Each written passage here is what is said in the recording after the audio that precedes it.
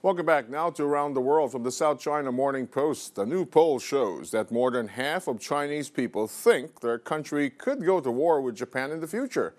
Well, this after 2 years of intense diplomatic squabbles. The full report. A survey conducted in both nations found that 53% of Chinese foresee a future conflict, with more than a fifth of those saying it would happen within a few years. On the other hand, less than a third of Japanese can see military confrontation. The findings come ahead of the second anniversary of Japan's nationalization of disputed islands in the East China Sea that have formed the focus of tensions between the Asian giants. Underlining the lingering row over the Tokyo-controlled Senkaku Islands, 4 Chinese Coast Guard vessels sailed into the island's territorial waters on Wednesday morning. China regards them as its territory and calls them the Diaoyu Islands.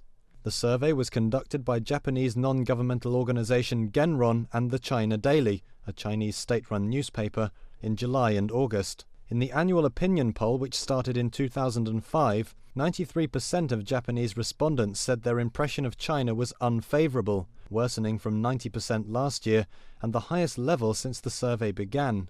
The percentage of Chinese who have an unfavorable impression of Japan stood at 86%, an improvement on 92% last year.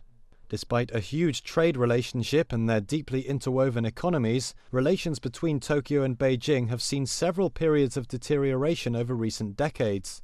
But ties have been particularly bad since late 2012, when Japan nationalized the Senkakus or Diaoyus. Beijing regularly insists that Japan has not atoned enough for its imperialist past and lambasts nationalist Prime Minister Shinzo Abe for what it calls an incorrect understanding of history and what it says is his intention to remilitarize.